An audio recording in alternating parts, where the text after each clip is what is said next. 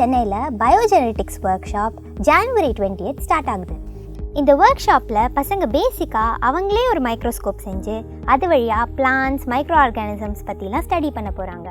அது மட்டும் இல்லாமல் ஃபிஷ்ஷோட எம்ப்ரியோ டெவலப்மெண்ட்லேருந்து டெய்ல் ரீஜென்ரேஷன் வரைக்கும் அவங்களே ப்ராக்டிக்கலாக செஞ்சு பார்த்து கற்றுக்க போகிறாங்க.